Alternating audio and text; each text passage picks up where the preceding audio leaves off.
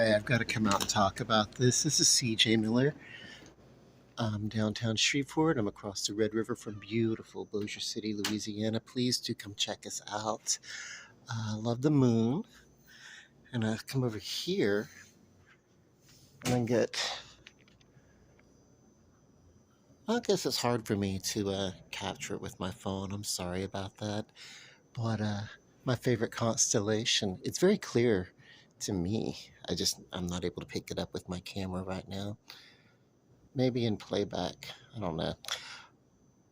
It's the Orion uh, constellation, the Great Hunter, uh, who was a hero. He was, or I would like to say, a demigod. Uh, Actually, he was considered by Apollo uh, his, you know, rival for the love of Artemis. It was kind of like she was in love with him for he was a wonderful, masterful hunter. He had a club and a bow, and just kind of could defeat pretty much anything on Earth.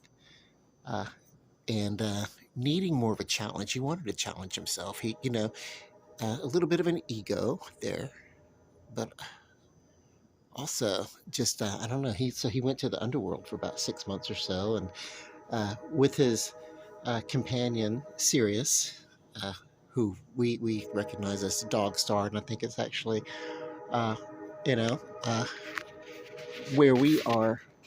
It's our northern star. How we gauge our northern star, although that's changes it from eon to eon or whatever.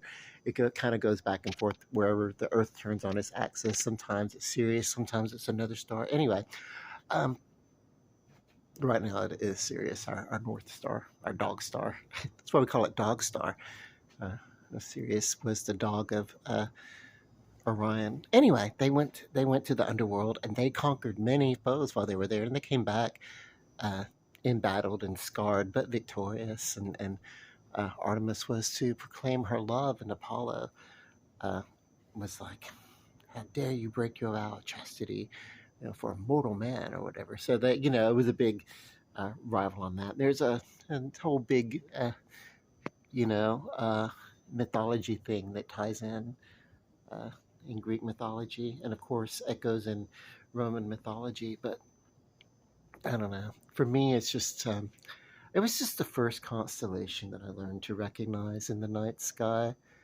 Like they tried to teach me about the Big Dipper and the Little Dipper and stuff when I was real little, and I couldn't quite put it together because, first of all, I was so young. I'm like, "What's a dipper?" you know, I didn't understand ladle. You know, like, why are you calling it a dipper? It's a big soup ladle, or whatever. Let's simplify shit. But anyway, I don't know, Orion. What can I say? I felt a connection to it, and the Great Hunter, um, who actually gets a little bit of a mention. The Great Hunter, or a Great Hunter, Nimrod, mentioned in the line of David. I'm sorry, who earlier he precedes the line of David, I believe. I know he's in the line of Adam for sure. Um, when they're going through the uh, lineage of man from Adam and Eve in the Bible, and he becomes uh, uh, a great hunter upon the earth, Nimrod. And then, of course, Babylonian times and everything. There's a not biblical, but there's mention of the Queen of Heaven, cautionary, worship the Queen of Heaven, especially in the Corinthians where that kind of gets mentioned. But but there's these figures that pop up historically um, with some repetition. One of them is the virgin birth, you know, because the Christian, uh, Jesus. It's not the only time in world religion that there's a virgin birth of a deity. Um, that's mentioned. You know what I mean? That's referenced. Make of it what you will, but also there are several uh, recursions of this figure called the Great Hunter. Uh, so we really don't get a lot of expressing of it. Uh, a lot of it, a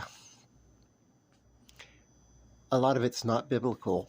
The uh, Speaking against the Great Hunter or the Green Man or anything like that. A lot of that came later.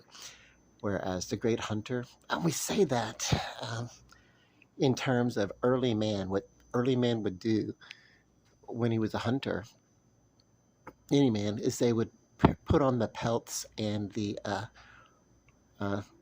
the horns, and they would dress, you know, like the animals that they wanted to get close to, so they could hit with their bow and arrow. So somebody would maybe put on uh, horns, so they get close to a deer, get closer to a herd of deer. Maybe they'd be, uh, able to do that. Also, they would sometimes put on the pelts and the antlers and stuff, and they would dance in ceremony for their understanding of nature. And it would be like, help us become, help our disguises fool the deer so we can get close, and our hunts will be plentiful, that kind of stuff. And that was a form of magic called sympathetic magic, which was not supernatural at all. It's kind of like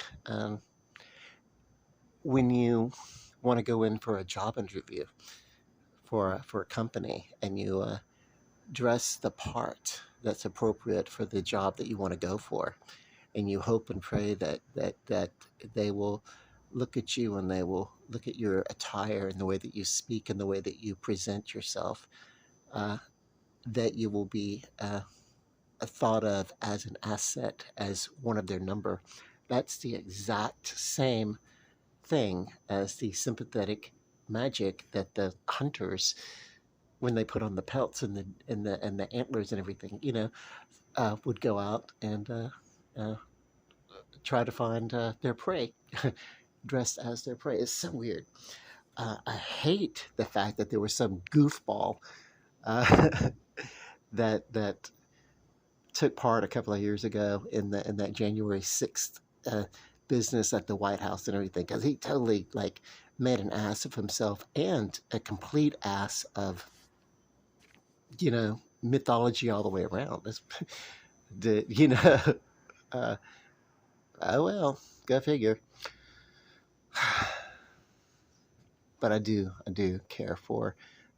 Well, we love Greek mythology. Some of us who growing up, we used to hear it. Some of my friends and I, when we were younger, we'd hear it. We were like, "Yay!" But yeah, but Orion, I loved it. Okay, do come check us out in Shreveport, Louisiana. Let us be a point of destination for your travels. If not, let us be a layover while you're on your way to your final points and your little vacations and things like that. So come check us out. If you don't think of anything interesting to do while you're here, get in touch with me. I will find something to suit your interest. My promise to you if you come through. I love you. Love and light. Peace. Good night.